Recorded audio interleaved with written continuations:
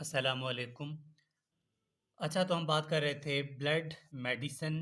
उसमें हमने अपलोड कर दिया था एनीमिया, एनीमिया की classification, iron deficiency anaemia, megaloblastic anaemia, ये हमने अपलोड कर दिए थे। अब नेक्स्ट टॉपिक जो है वो है थैलीसीमिया। फिर हम सिकल सेल एनीमिया की बात करेंगे। मतलब इस तरह one by one blood medicine इंशाल्लाह ओवरऑल क्लियर कर देंगे। ये नोट्स मैं इसलिए शो कर रहा हूँ क्योंकि ये नोट्स मैंने बनाए थे। अब मैं इनको बार-बार साथ-साथ लिखता भी जाऊँ तो इट्स ओके, लेकिन उसमें वीडियो भी लेंथी हो जाएगी और आपका टाइम भी वेस्ट हो सकता है थोड़ा-सा। तो सोचा ठीक है, बस इसी नोट्स के ऊपर ही इस तरह एक्सप्लेन कर देंगे। अगर ये नोट्स आपको चाहिए होंगे तो आप लोग हमसे कहकर ये नोट्स ले सकते हैं, ठीक है? और डिस्क्रिप्शन में व्हाट्सएप का नंबर दिया हुआ है, आप वहाँ से कॉन्टैक्ट करके ये नोट्स ले सकते हैं।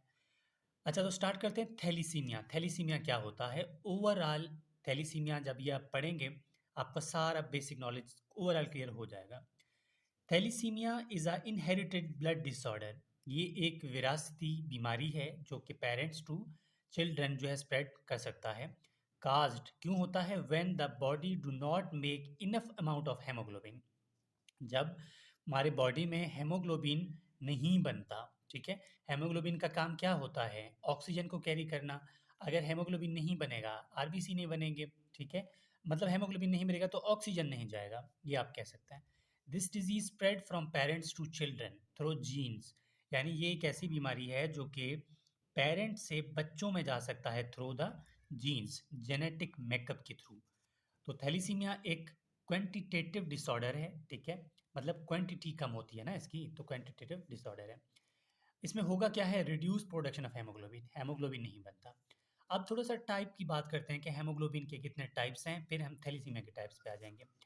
थैलीसीमिया के टाइप ये हेमोग्लोबिन के टाइप्स सबसे पहला एचबीएफ होता है, जो कि 2 देखिए नॉर्मल हेमोग्लोबिन में 2 अल्फा चेन होते हैं, 2 बीटा चेन होते हैं। एचबीएफ मतलब फीटल हेमोग्लोबिन होता है जिसमें 2 अल्फा चेन होते हैं, 2 गैमा चेन होते हैं। लेकिन बाद में जब फीटल ये अडल्ट की तरफ जाता है तो गैमा चेन रिप्लेस्ड होते हैं बाय बीटा चेन, ठीक है? ये जेनेटिकली होता है। एचबीए होता है जो कि इसको हम अडल्ट हेमोग्लोबिन कहते हैं जो नॉर्मली एक इंसान का होता है। 2 अल्फा चेन, 2 बीटा चेन। एचबीए2 होता है 2 अल्फा चेन, 2 डेल्टा चेन, ठीक है? ये भी क्या होता है? अडल्ट हेमोग्लोबिन होता है, लेकिन ये रेयरली पाया जाता है, 25% देखा जा सकता है। एचबीएस जो है हेमोग्लोबिन एस मतलब अल्फा चेन तो है, बीटा चेन में कोई ना कहीं प्रॉब्लम आ रही है और फिर उसमें क्या होगा? ये सिकल सेल एनीमिया में देखने को मिलता है। ये तो एक डिस्क्रिप्शन हुई थोड़ा-सा हेमोग्लोबिन के बारे में। तो थैलीसीमिया क्या होता है ये आपको समझ आ गया। अब हम बात करेंगे क्लासिफिकेशन ऑफ थैलीसीमिया की, जो कि इम्पोर्टेंट है। थैलेसीमिया की क्लासिफिकेशन में अल्फा थैलेसीमिया और बीटा थैलेसीमिया क्यों? क्योंकि हमने कहा था ना कि हमारे पास 2 अल्फा चेन होते हैं, 2 बीटा चेन होते हैं। अगर अल्फा चेन में कोई मसला हो, ठीक है? अल्फा चेन में मसला हो तो अल्फा थैलेसीमिया, बीटा चेन में कोई मसला हो तो beta thalassaemia. Reduce synthesis of alpha chain नहीं बने तो अल्फा थैलेसीमिया होगा। बीटा चेन ना बने तो ये बीटा थैलेसीमिया होगा। अल्फ़ा थैलेसीमिया में 2 होते हैं, alpha major, alpha minor. Beta में भी सेम यही है, beta major, beta minor, beta intermediate.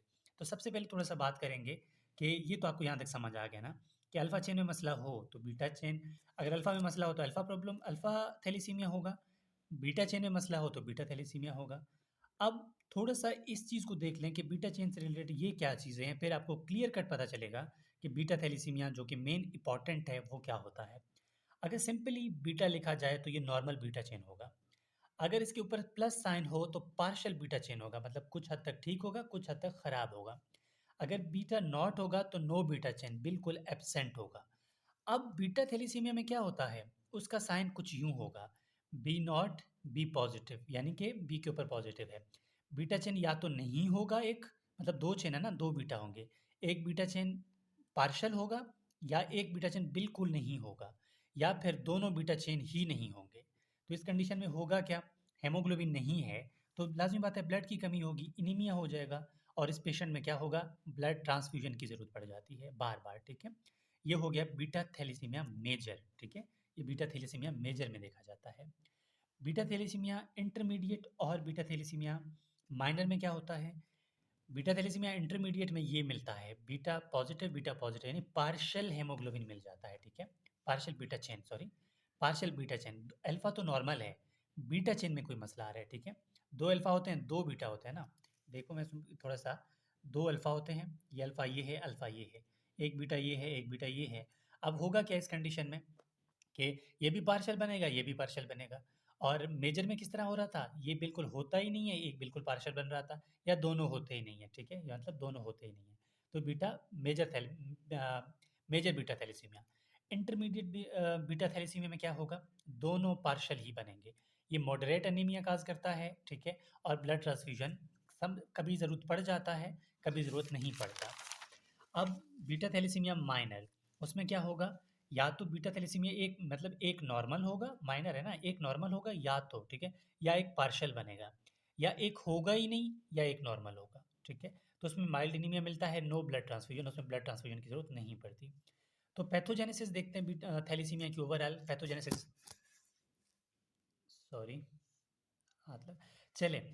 इसमें हम सबसे पहले पैथोजेनेसिस देखते हैं। पैथोजेनेसिस में क्या हो रहा है? नो बीटा चेन, यानी अल्फा चेन तो ठीक है, बीटा चेन नहीं है। तो क्या हो रहा है? अल्फा चेन ज़्यादा हो रहा है, ठीक है? अल्फा चेन कंसंट्रेशन में बहुत ज़्यादा होगा, तो क्या होगा?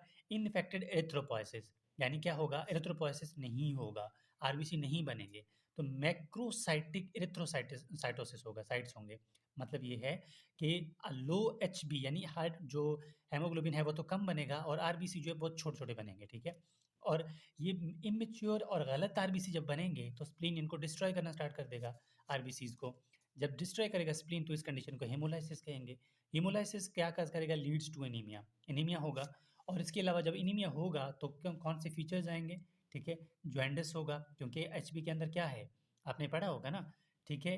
बिलीरुबिन वगैरह बनता है, उसके बाद जॉन्डिस होगा, जॉन्डिस के बाद कौन-सा जॉन्डिस होगा? अनकंजुगेटेड, ठीक है? हाइपर बिलीरुबिनीमिया होगा। अनकंजुगेटेड होगा, क्योंकि लिवर तक पहुँच ही नहीं रहा ना, कंजुगेशन नहीं हो रही। तो टिश्यू हाइपोक्सिया हो जाएगा। Tissue hypoxia leads to finally blood, मतलब टिश्यू हाइपोक्सिया हो जाएगा तो चीज़ों को मतलब क्या मिलेगा? टिश्यू डैमेज होना स्टार्ट हो जाएँगे, ठीक है? और फाइनली ब्लड ट्रांसफ्यूज़न इसको चाहिए होगा। लेकिन इस कंडीशन में होगा क्या? अगर ब्लड ट्रांसफ्यूज़न करेंगे बार-बार, तो बॉडी में जो ब्लड आ रहा है उसमें आयरन कंसंट्रेशन भी ज़्यादा आ रहा होगा नॉर्मल से। आयरन जब ज़्यादा आ रहा होगा तो आयरन मतलब बॉडी में डिपॉज़िट होना स्टार्ट हो जाएगा और कॉम्प्लिकेशन करना स्टार्ट हो जाएगा। और जो आयरन कॉम्प्लिकेशन स्टार्ट करेगा, उस कंडीशन को बोलेंगे हीमेटोक्रोमेटोसिस, जिसमें क्या होगा? आयरन डिपोज़िशन हो जाती है बॉडी टिश्यूज़ में या बॉडी ऑर्गन्स में। तो यहाँ तक हमने डिस्कस कर लिया कि हमारे पास क्या होता है थैलेसीमिया, और ओवरऑल आपको समझ आ गया होगा। कोई भी कन्फ्यूजन होगा तो आप लोग हमसे पूछ सकते हैं, या ये नोट्स व्हाट्सएप के थ्रू ले सकते हैं, क्योंकि मैंने सोचा चलो ब्लड को इस तरह कर लेंगे, बाकी हम साथ-साथ लिखते भी जाएँगे। इस तरह ये फ़ायदा है कि आपका टाइम बच जाता है, आपको चीज़ें तैयार मिल जाती हैं। आप साथ में स्क्रीनशॉट ले सकते हैं, ये टॉपिक्स ले जा सकते हैं नोट्स के थ्रू, तो आपके लिए भी आसानी होगा। So this is all about thalassaemia. इंशाल्लाह नेक्स्ट वीडियो में हम सिकल सेल एनीमिया पढ़ेंगे।